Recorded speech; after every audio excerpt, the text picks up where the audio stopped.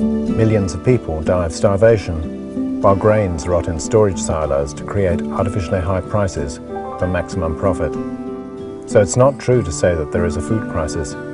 Rather, there is a crisis in distribution and utilization of the world's resources. The progressive utilization theory, or Prout, has been created to address these gross imbalances, as well as many other local and global problems.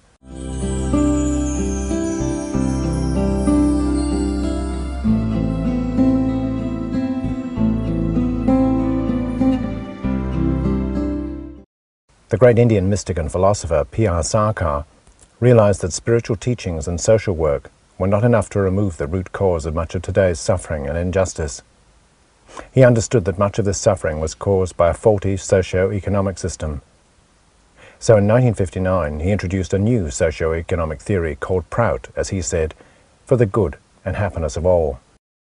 This all-inclusive social theory has a uniquely spiritual base, unlike past and present systems such as capitalism and communism, which are materially based and benefit only one section of society. Prout is not just for the wealthy and privileged, or just for the workers. It's for everyone, including animals, plants, and the environment. Since the introduction of Prout, it has received praise from many of today's progressive thinkers. This video will explain some of the key economic principles of Prout. You'll learn why more and more progressive-minded thinkers around the world are studying Prout for practical and compassionate solutions to present-day economic and social problems.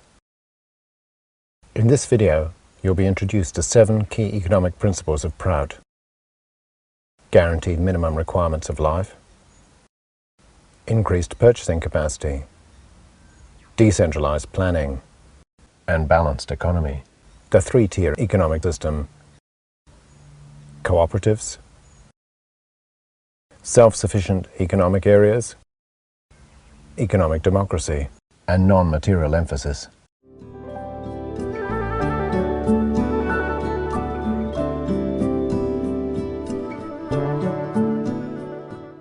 Prout's economic system guarantees the minimum requirements of life to everyone. In most situations, this includes food, clothing, accommodation, medical care, and education. This guarantee can be achieved by ensuring full employment so that everyone has at least a minimum purchasing capacity, as well as ensuring availability and appropriate pricing of basic necessities. This means a minimum income will be part of the society's constitution. If you ask anyone in the world today if it was morally justified that someone should die from hunger or cold or whatever, anyone would say no, no matter whether it was a head of a corporation or any person in a small town. But the strange fact of the matter is that we actually live in a world where innumerable people are dying from hunger and from cold and from lack of the basic necessities of life. And capitalism simply has not been able ever to provide everybody with the basic essentials of life, and that system has to change. And one of the first explicit statements of Prout is that Prout will guarantee everyone the minimum essentials of life. Once the minimum requirements have been met, any surplus wealth will be distributed amongst those who have special needs or special talents. Those with special needs include disabled people and nursing mothers. Meritorious people with special skills or greater responsibility can receive bonuses and pay, or preferably will be offered items which enable them to deliver greater service back to the community. This will encourage personal achievements that also benefit society. For example, if the minimum necessity for transport is a car, some doctors who need to cover a lot of distance quickly may get a helicopter. And just as there is a minimum wage to ensure the minimum requirements can be earned, there must also be a maximum wage to ensure the meritorious are not overpaid. The amount of minimum necessities should always be increasing so that the general standard of the people continues to increase. But of course this will also depend from community to community. For example, in some countries now refrigerators are considered a necessity. But in other places, a refrigerator is not a necessity, and only special people who need it, hospitals or doctors, may have one. Similarly, in first world countries now, computers are becoming a necessity, whereas in other less developed places, computers are still considered a luxury or at least semi-essential. The relationship between the minimum and maximum wage may be set at a given rate. For example, if the minimum wage is $10 an hour, it may be appropriate to say that the maximum wage would not exceed $100 an hour, or 10 times that amount. This will help eliminate extremes in poverty and wealth. There are already examples of this tiered wage system in the world today. A firm policy, though, that the credit union abides by is that the difference in pay between the highest and lowest paid members will be no greater than 3 times.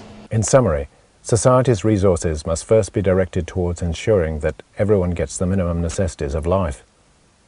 The remaining wealth is then directed towards semi-essential goods, and then finally towards non-essential or luxury items. All this is the practical expression of one of Prout's fundamental principles. There should be maximum utilization and rational distribution of society's resources. Does Prout exist anywhere in the world? It does exist in the biggest economic unit of the world, the family. In a family, you first use your resources for providing essentials like rent, food, clothing, etc. Only if there's money left over would it go to non-essentials or individual needs like piano lessons or to buy a football uniform. Never at the expense of other family members' basic needs. But in capitalism, this does happen. A few are allowed to get very rich while others die of hunger. If you want to understand Prout, then understand this concept of the family. Prout is the application of this family spirit to society and economics.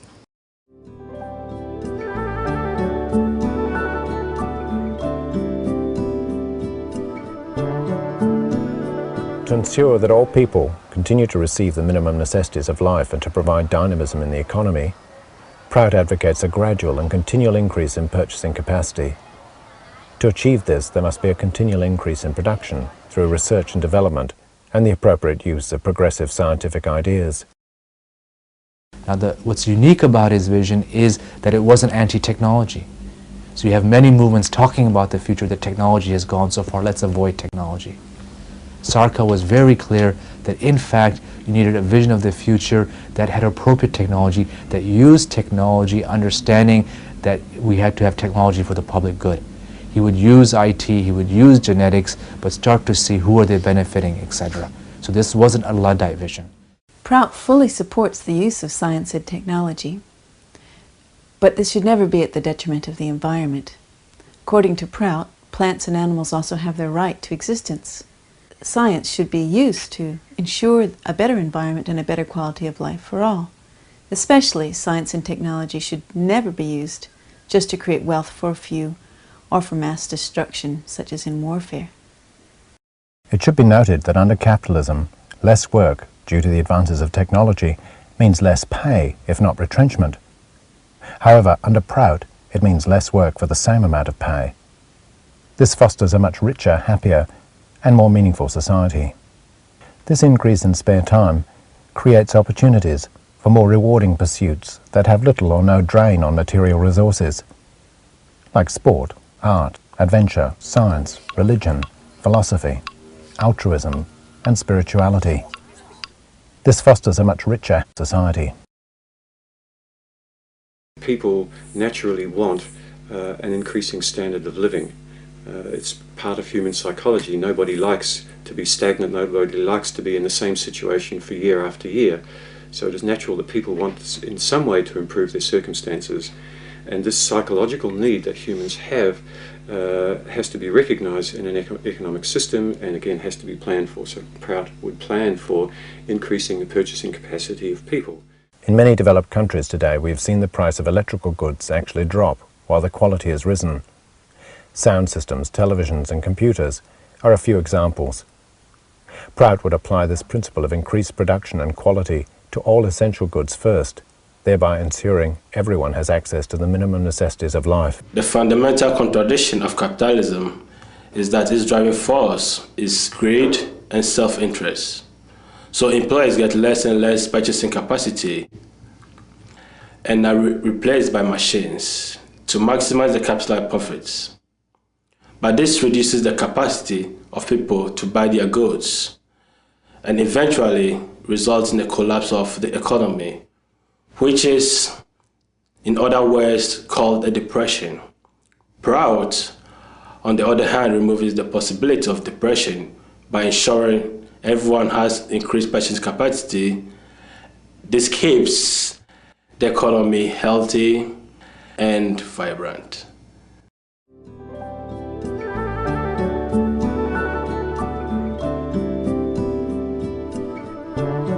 Economic planning under Prout is decentralised.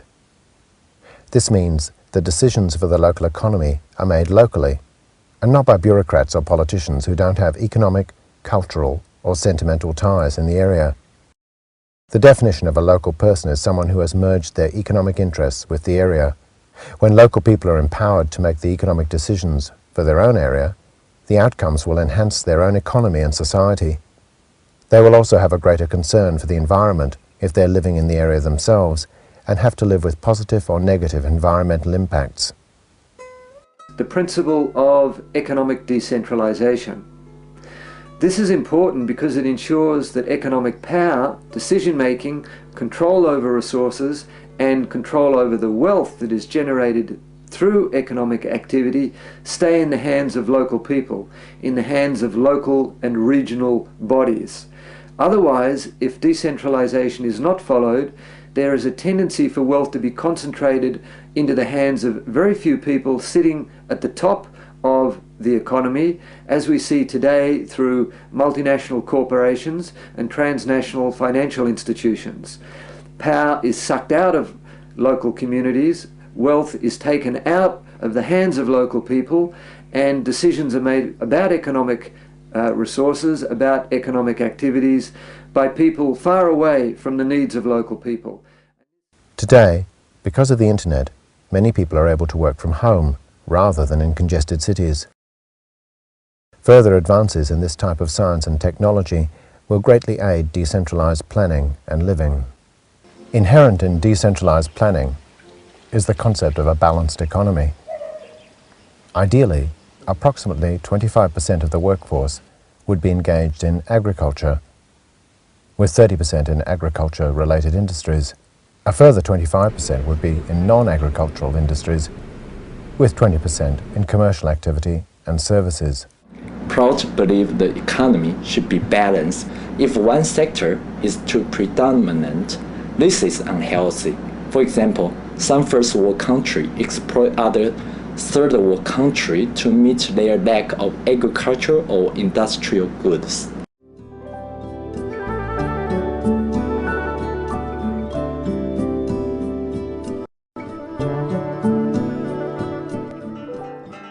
Prout divides the industrial system into three categories: privately owned small businesses, medium to large-scale businesses which are run by cooperatives, and very large industries which are concerned with key functions of the economy and are owned and run by the most local government possible.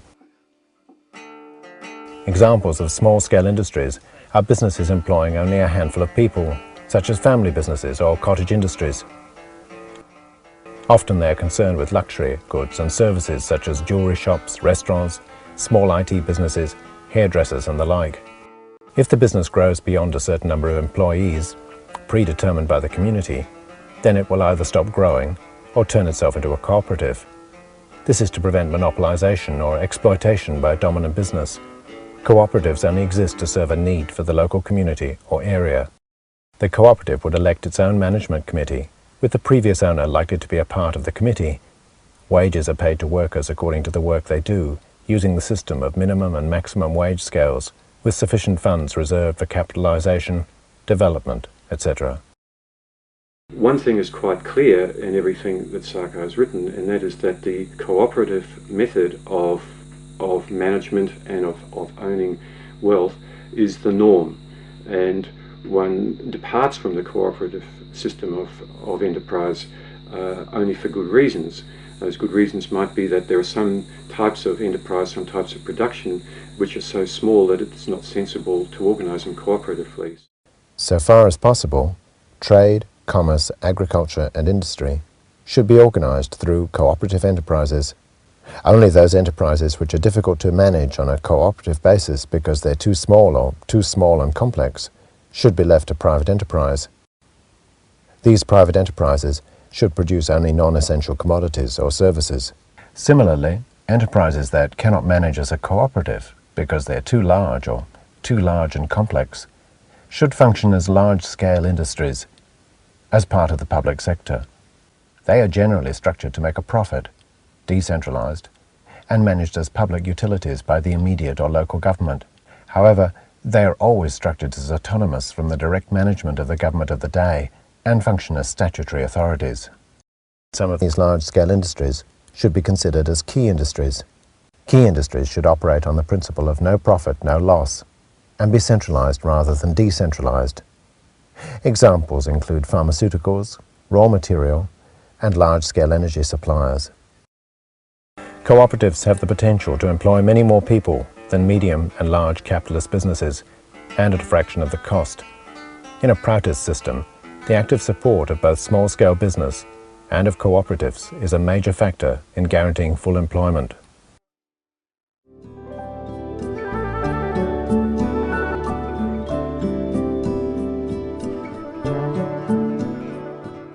Cooperatives are central to Prout's economic system.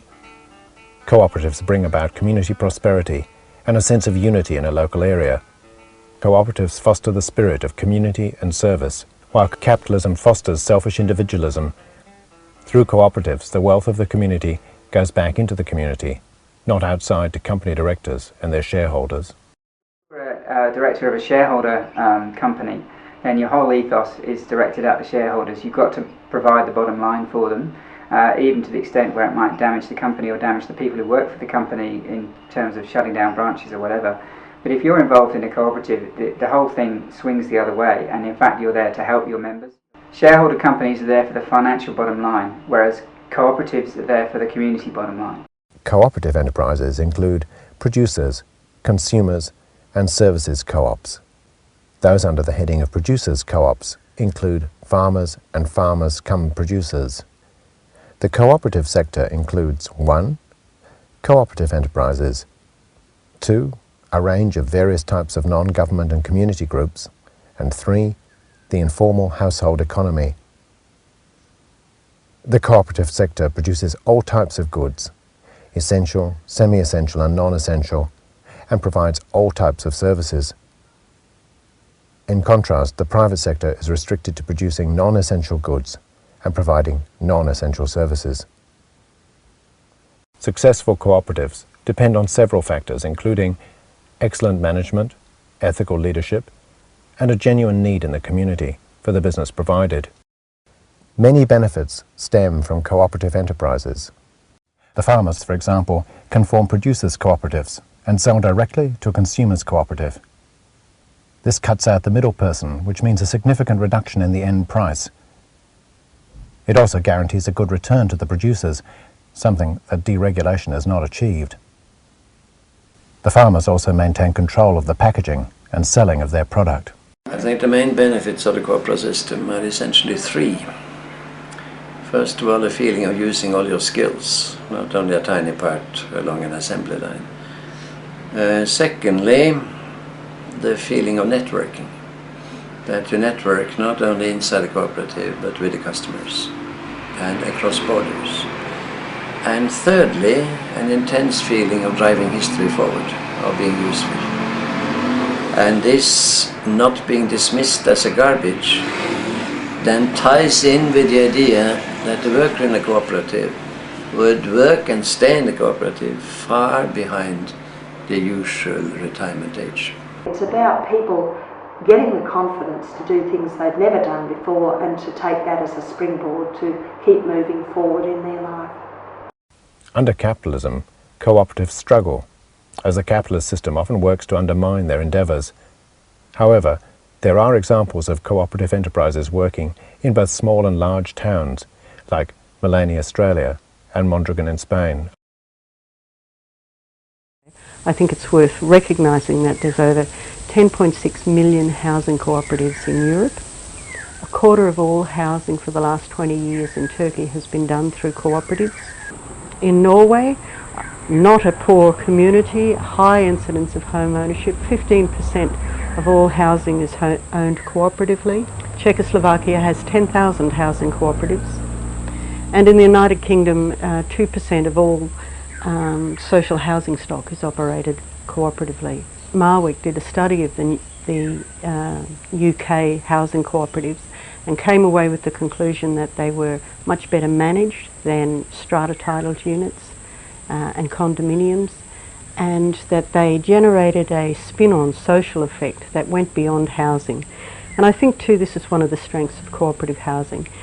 Cooperatives form communities that build houses, that then build communities. In summary, they can contribute very positively to deliberative democracy, to political accountability, and to providing a very substantial and resilient counterpoint to globalisation. I believe that cooperatives are a genuine, viable alternative to government and private industry. I think they're the way of the future.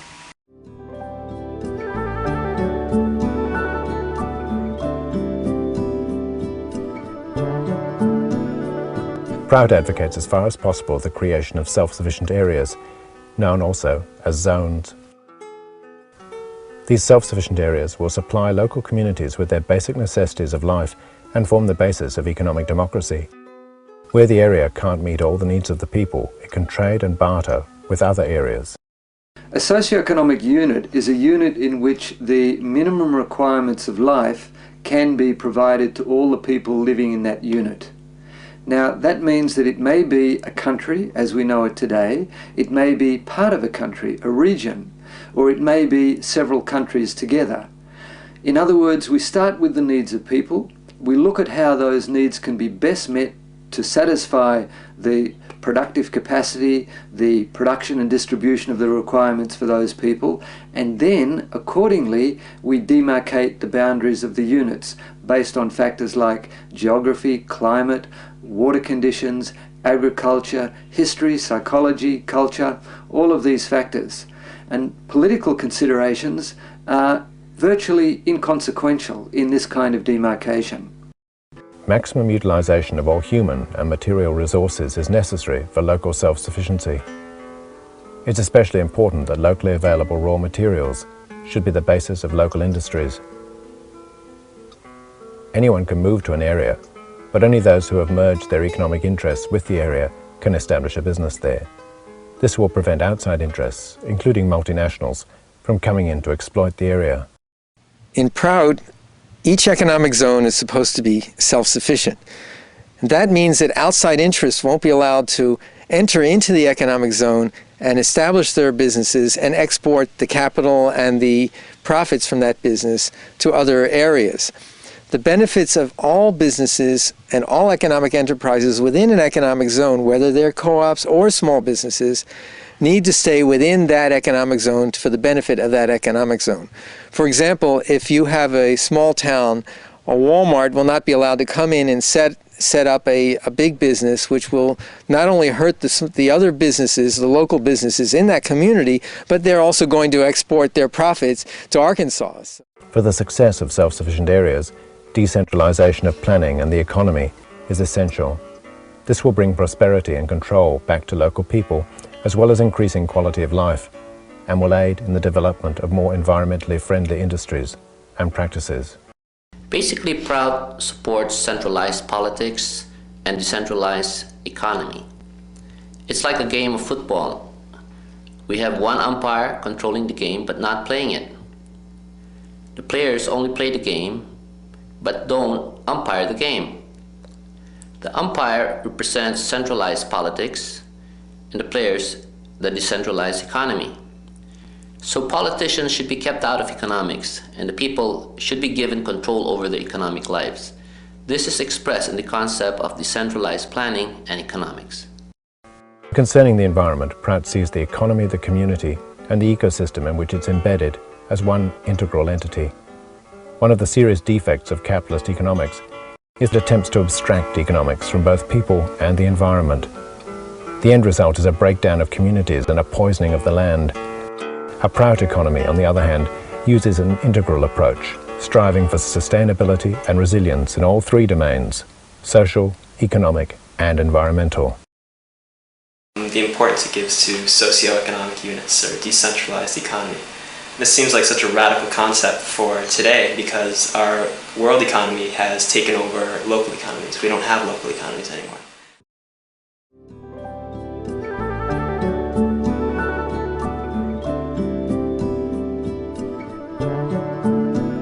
All of the 6 aspects of Proutist economics previously mentioned can be said to be components of an economic democracy. Economic democracy exists where the local people have control over their economic destiny. Political democracy has given people the right to vote for political leadership, but has failed to give them a real voice in the economic decisions that affect their lives. Modern society, as a result, is plagued with increasing extremes between the rich and the poor, with unemployment, chronic food shortages, pollution and environmental degradation, poverty, high crime rates, exploitation and insecurity.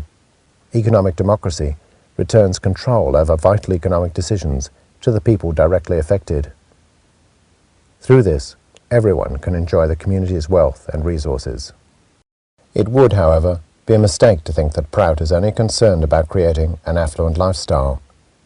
The primary reason for Proutist economics is to provide an environment where people can devote more of their personal and collective efforts towards greater psychic and spiritual progress. It should be remembered that when Sarkar says Prout is for the good and happiness of all, he's not just talking from the physical point of view. Sarkar wants that once the basic physical needs are met, that our enjoyment is gained more from the creative, intellectual, and spiritual areas of life. This has 3 benefits. First, we can enjoy as much as we like without affecting the limited physical resources. Second, the quality of our happiness is much more lasting, not being dependent on the availability of limited physical resources. Lastly, it takes humanity from a predominantly material level to a more intellectual, creative, and spiritual level. This is a major step forward in our human evolution. And really, this is, I believe, is the beauty and strength of Prout. And Prout also adds a spiritual dimension. And the beauty of the spiritual dimension is that we are all in it. It's not a question of how much money you have. Of course, you can have more or less depth in your spiritualism. But if I get more, the other guy doesn't get less. So it is a positive growth, positive sum kind of situation. I find that beautiful.